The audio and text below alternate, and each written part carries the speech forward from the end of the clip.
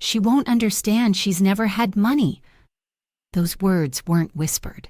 They were tossed, light as air, across the cafe like crumbs to pigeons. And when the laughter followed, sharp, polite, rehearsed, something inside me cracked so quietly that no one but me could hear it. That betrayal lit a fire in me I never thought I had. My name is Lois Bennett, and before I go any further, I'd love to know where you're watching from. Drop it in the comments. I always find comfort in knowing stories like mine reach hearts all over the world, because what I'm about to tell you, it's about more than pride or money. It's about respect and what happens when the people you love forget who you really are. That afternoon, I had stopped by the cafe on Maple Street, the new one my daughter-in-law, Tina, loved to frequent. It was one of those trendy places with glass walls and white furniture that made you feel like you should whisper when you ordered.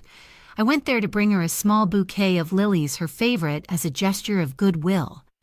Things had been tense between us lately, and I thought maybe, just maybe, a kind gesture might thaw the ice. But before I could approach her table, I heard my own name, followed by that sentence that would echo in my mind for weeks. Lois just doesn't get it. She's never had money. She thinks saving coupons is smart, bless her heart. The women around her, all manicured nails, glossy hair, and identical laughs, joined in. "Didn't she used to be a teacher?" one of them asked, with that cruel curiosity people disguise as conversation. "Yes," Tina said, smirking, "and now she lectures me about budgets. She actually thinks my husband and I should stop using the credit card for travel. Can you imagine?" They all laughed again, and I just stood there a few tables away, bouquet in hand, invisible. For a moment, I couldn't move. I wanted to march right up, look her in the eye, and remind her who helped her and my son with their down payment, who cooked their meals for weeks after their wedding when they were too tired to stand. But something held me back. Not fear, not weakness, but a deep, hollow ache that whispered, "They don't see you anymore, Lois." I slowly turned and walked out. The lilies trembled in my hand. I left them on the cafe bench outside their scent, too gentle for the bitterness blooming inside me. On the bus ride home, I watched my reflection in the window, my silver hair pulled neatly back, my worn cardigan buttoned all the way up. To the world, I looked like any old woman heading home after errands, but inside my mind was loud, replaying every word, every laugh, every humiliation I'd swallowed in silence. Tina had been like this for a while, quick to judge, quicker to dismiss. When she first married my son, Michael, she seemed sweet, nervous even. But as the years went by, the sweetness curdled into something sharper. She started deciding where holidays were spent, what furniture didn't fit the aesthetic, and who belonged in her version of family gatherings. And Michael, my only child, he just smiled and said, "Mom, it's easier if we let her handle things." So I let her handle things. I let her handle my house when she insisted we renovate it to raise the value. I let her handle my role in family dinners, my voice in decisions, even the space I occupied at my own table. I told myself it was temporary, that it was easier this way. But humiliation has a way of waking something old and strong inside you, a part that remembers who you were before life made you small. That evening, I sat in my quiet kitchen, the clock ticking softly against the hum of the refrigerator. I made myself a cup of tea and stared at the chipped rim of my favorite mug, the one my husband had bought me on our trip to Maine years ago. He used to say, "Lois, you don't need to raise your voice to be strong. You just need to know when to speak." That night, for the first time in a long while, I knew I would speak again. Maybe not today, maybe not tomorrow, but I would. Because some lessons, even about money, are best taught by those who've earned their worth the hard way. When my husband died, the silence in the house became unbearable. The sound of the kettle boiling, the creak of the floorboards, they all echoed too loudly. So when Michael insisted I move in with him and Tina, for a while I thought maybe it would help. I packed my life into 5 boxes, photo albums, his old fishing hat, my cookbooks, and tried to believe it was a new beginning. At first, it felt almost comforting. The house was bright and new, with white walls and modern art that never seemed to rest anywhere naturally. But soon, I realized it wasn't home. It was Tina's kingdom, and I was only a tolerated guest. She started small. "Lois, maybe we should move your rocking chair to the basement. It doesn't really go with the decor." Or, "Oh, I replaced your curtains with linen ones. These look cleaner." One day, I came home from the grocery store and found the hallway family photos rearranged. My wedding picture, the one of me and my late husband laughing in front of the lake, was gone. When I asked, Tina smiled sweetly and said, "It didn't fit the new color scheme, Mom." I wanted to say something, but Michael came in, tired from work, and I swallowed my words. He looked at me and said softly, "Mom, she just wants things tidy. Don't take it personally." But I did. How could I not? Every inch of that house carried her perfume, her taste, her voice. I became a ghost living among things that used to have meaning. The kitchen was the hardest part. I'd always loved cooking. It was how I showed love. But Tina didn't like my heavy recipes. She'd wrinkle her nose and say, "Oh, Lois, that's too much butter. We're watching our cholesterol." Then she'd order takeout. The only time she wanted my help was when her friends came over. I'd make my pecan pies, and she'd claim it was our family recipe. Once, she even told her guests she taught me how to make crust from scratch. I laughed, then a tight, quiet laugh, because sometimes silence is the only shield left. But silence doesn't stop pain from growing roots. One afternoon, as I was watering the plants near the living room window, I overheard Tina on the phone. She was laughing softly, that sugar-sweet tone she used when she was pretending to care. "Yes, once we get the old house sold, we'll finally have enough for the beach property. No, Lois doesn't know yet. It's complicated." My hand froze midair. The plant water spilled over the pot and onto the carpet. The old house? That was the home I'd shared with my husband, the one Michael had convinced me to let them manage a year earlier when my knees got bad. He said it would be easier if they handled the taxes and repairs. I'd signed the papers because I trusted them. That night at dinner, I tried to keep my hands steady as I passed the mashed potatoes.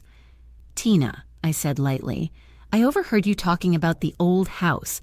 Are you thinking of selling it?" Her fork clinked against her plate. "Oh, that? It's just an idea Michael had.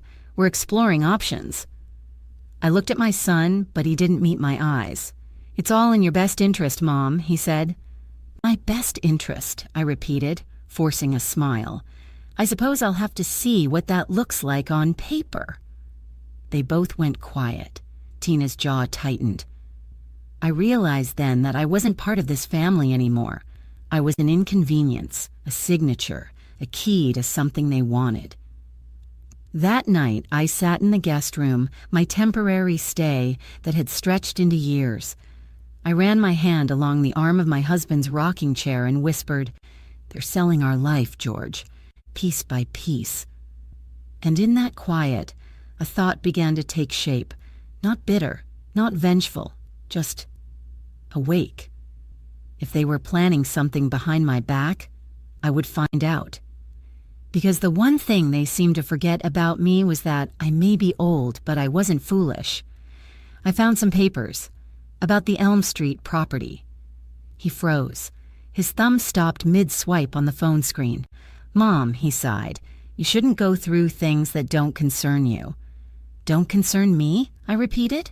"It's my name on the papers, Michael. My husband's name. Everything we built together. Tell me what this is." Tina jumped in, her tone quick and defensive. "It's just restructuring, Lois. We're trying to consolidate assets under one management account. It's standard practice." I stared at her. "Standard practice," I said quietly. "For taking something that isn't yours?" Her eyes narrowed. "We're family. You make it sound like we're stealing." "Maybe that's because it feels like you are," I said, my voice trembling not from fear but from control. Michael rubbed his forehead. "Mom, please don't make this dramatic. You're overreacting. We're just managing things better. We can't keep property in your name forever. You're getting older." That word older landed like a slap. I pushed back my chair and stood. You're right, Michael. I am getting older, but don't mistake that for blind. I turned and walked out before the tears came. I went straight to my room, shut the door, and sat on the edge of the bed. The papers were still in my hand, slightly crumpled now. I thought of my husband again, of how careful he'd always been with finances, how he used to make me read every document twice. Never sign what you don't understand, Lois. Paper can smile at you and still lie. That night, I couldn't sleep. I lay awake watching the light from the street lamp spill through the curtains and made a decision. Tomorrow, I would go to the bank myself. I needed to see where I really stood on paper and in toi. Because if they were bold enough to hide this from me, I needed to be brave enough to uncover everything. The next morning, I woke before sunrise. The house was still, the kind of stillness that follows tension, quiet but heavy. I dressed carefully, gray slacks, a cream blouse, and my late husband's navy cardigan, the one that still faintly smelled like cedar and aftershave. I told myself I was just going to inquire, nothing more, but deep down, I knew this was the day everything would change. The First State Bank of Millwood sat on the corner of Maple and 3rd, its glass doors gleaming in the early light. I hadn't been there in years, not since George and I opened our savings account together. My hands trembled slightly as I pushed through the doors, the air-conditioned chill biting my skin. At the counter, a young woman greeted me with a polished smile. "Good morning, ma'am. How can I help you?" "I'd like to inquire about some accounts and property records under the name Lois Bennett," I said, my voice calm but deliberate. "My husband, George Parker, passed some years ago, and I believe I need to review what's still active." She nodded politely, clicking through her computer. "Do you have an account number, Mrs. Parker?" "I'm afraid I don't," I said, "but I have identification." I slid my ID across the counter, feeling oddly exposed, like I was laying down a piece of my soul. The young woman frowned at her screen, then looked back at me, her tone changing slightly. "Just a moment, ma'am. I'll need to call someone from management." My stomach twisted. "Is there a problem?" "Oh, no, not at all," she said quickly, forcing a smile. "It's just, your name is attached to several high-level records. I'll have our director assist you personally." A few minutes later, a tall man in a navy suit walked out of an office near the back. His silver hair gleamed under the lights, and when his eyes met mine, something flickered recognition. "Mrs. Parker," he said, extending his hand warmly. "It's an honor to finally meet you." "Finally?" I repeated, bewildered. "Yes," he said, leading me into his office. "I'm David Graham, bank director. Your husband, George, was one of our most respected investors. You've been our silent shareholder for nearly 2 decades. For a moment, I thought I misheard him. Shareholder? He nodded, smiling gently. Yes, ma'am. You own 11% of this bank, actually one of our largest individual shares. George invested early, back when we were just a small local branch. I've always wanted to thank you both for the foundation you helped build. I sat back, my pulse thundering in my ears. There must be some mistake, I whispered. I was never told. Mr. Graham shook his head. No mistake. Your husband transferred the shares solely into your name before he passed. You've been receiving dividends automatically, deposited into a dormant trust account. It's all still there, untouched.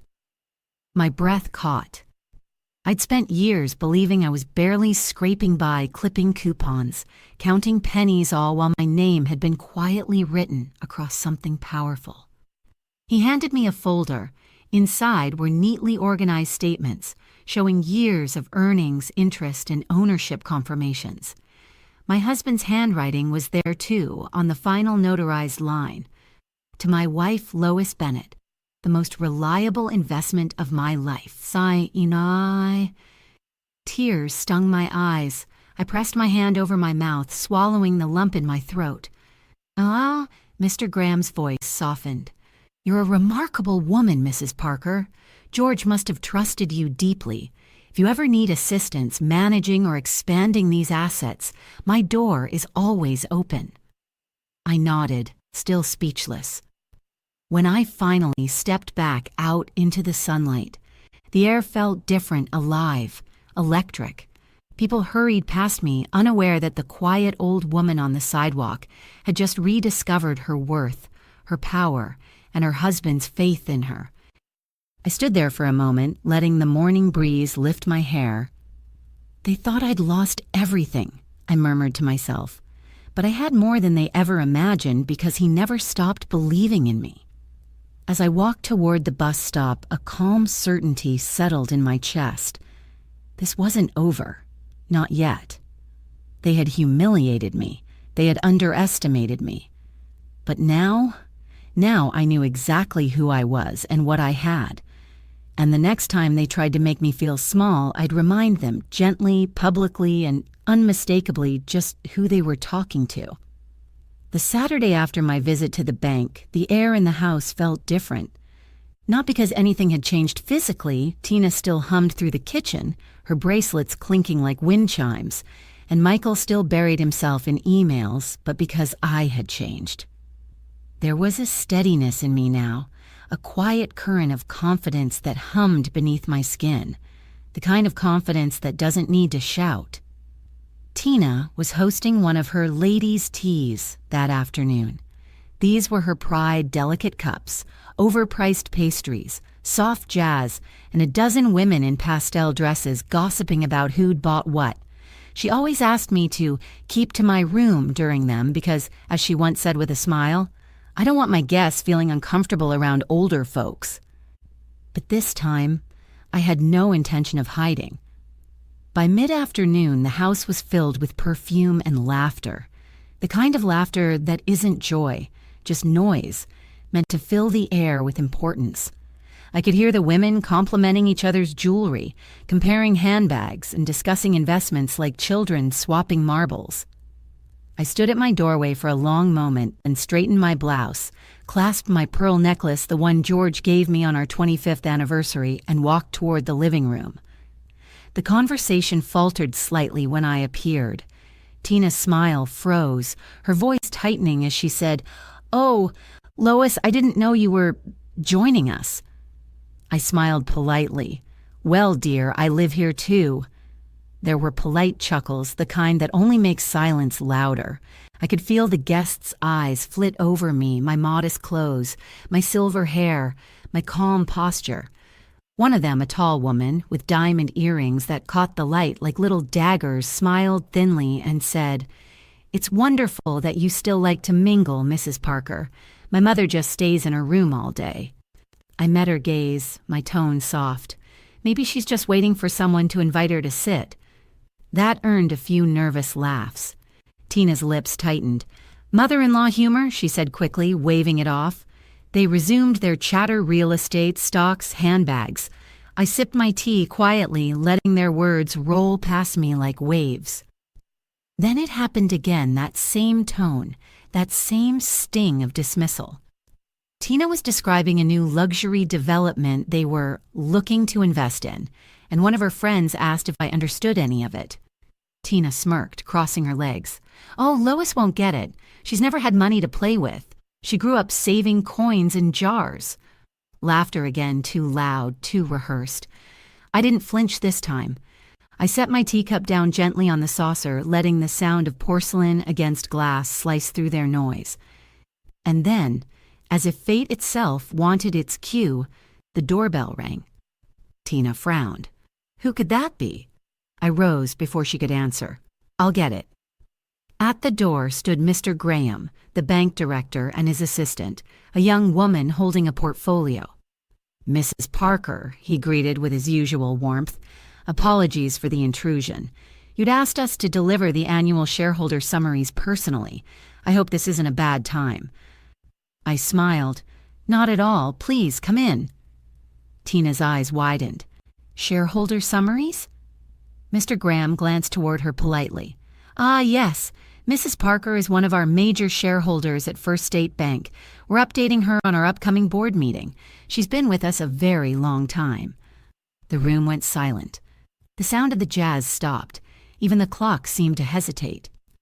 One of Tina's friends whispered, "Major shareholder?" Tina's smile flickered, then froze. That must be some kind of misunderstanding. Mr. Graham looked mildly surprised. "Oh, no, ma'am. Mrs. Parker has one of our largest independent holdings. We're proud to have her among our key investors."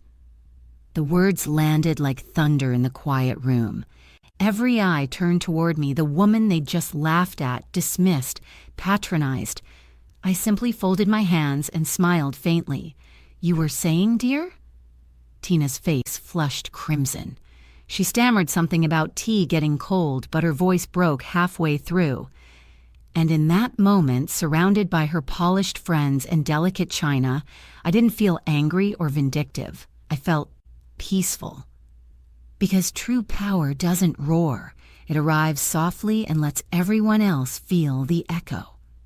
The silence that followed could have frozen the air itself. You could hear the faint tick of the wall clock and the shallow breaths of women, too polite to speak, too stunned to look away. Mr. Graham handed me the folder thick with reports, numbers, and signatures as though nothing were unusual. "As we discussed, Mrs. Parker, the bank will continue honoring your late husband's original terms. We'll also move forward with the community scholarship fund you authorized. I must say, it's a generous contribution." I smiled softly. "Thank you, Mr. Graham.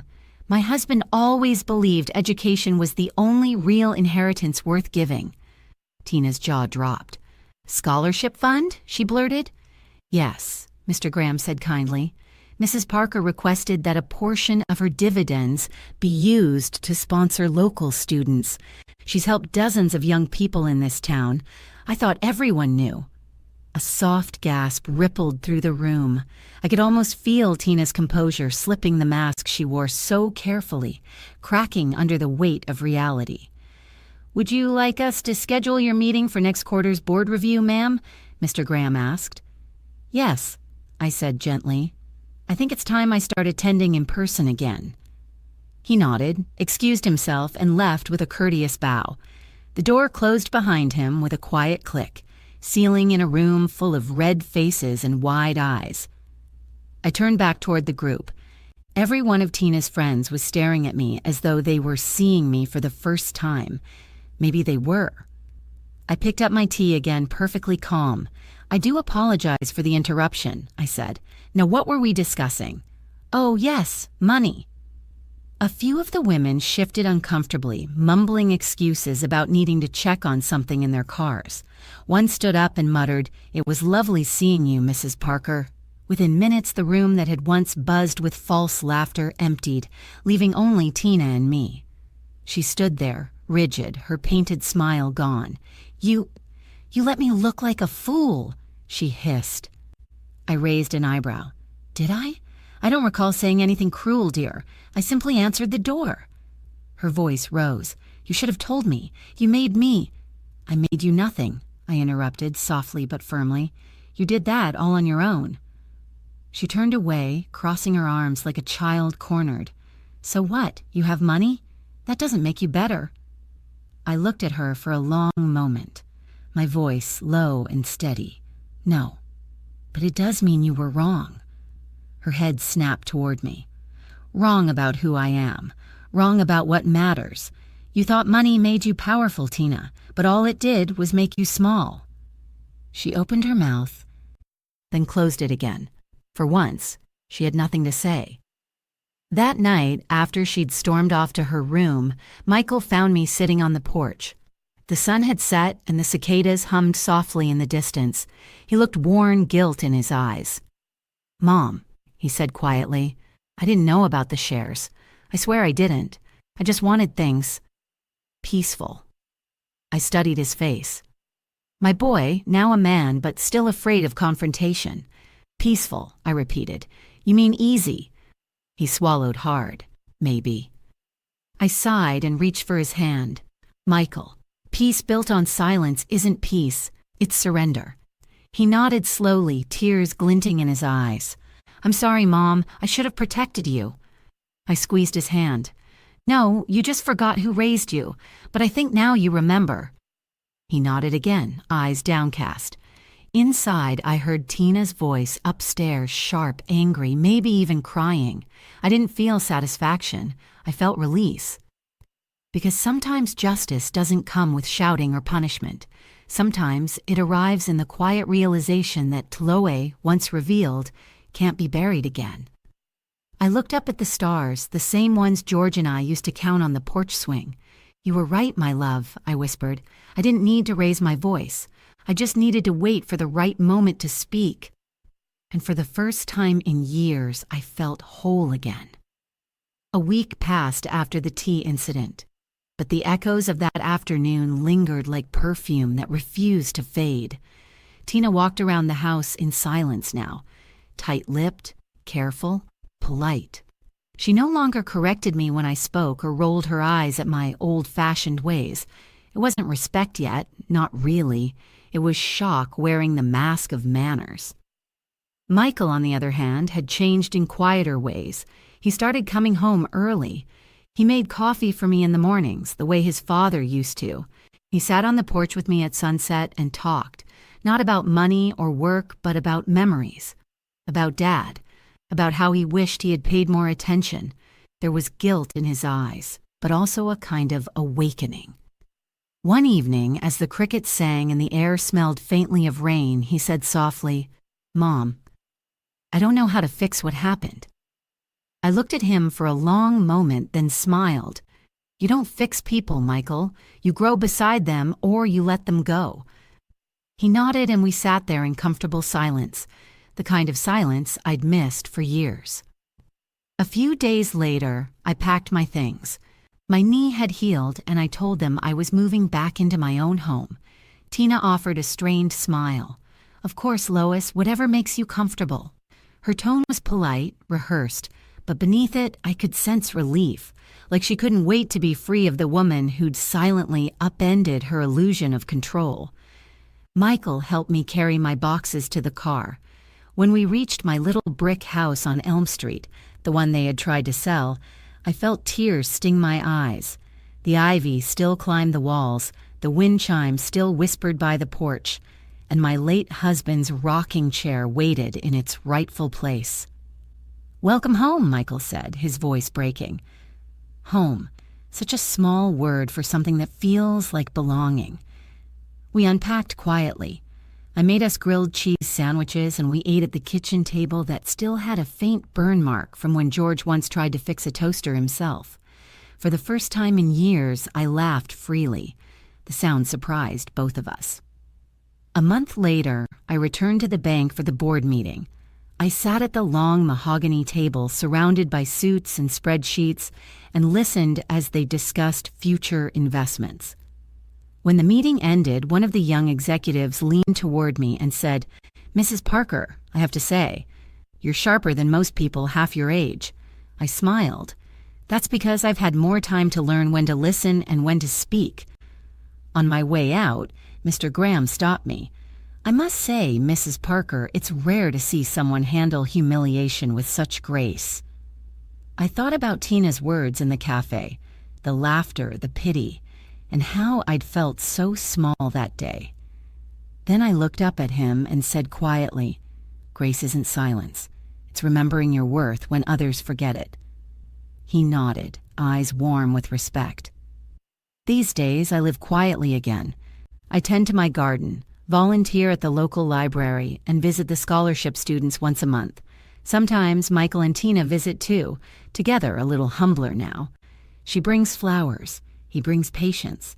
And though we don't speak about the past, it hangs between us like a lesson written in invisible ink. The anger is gone. What remains is understanding. I no longer see myself as the woman they once dismissed. I see myself as the woman who outgrew her silence. One evening, as I watched the sunset through my kitchen window, I whispered, "We did it, George." The golden light poured across the room, warm and forgiving, settling on the photo of us by the lake. His smile still made me feel seen. And in that quiet glow, I finally understood what wealth truly was. It wasn't money in the bank, or ownership, or the power to humble others. It was knowing that no one, not even those you love, can take your dignity unless you hand it to them. And I never will again.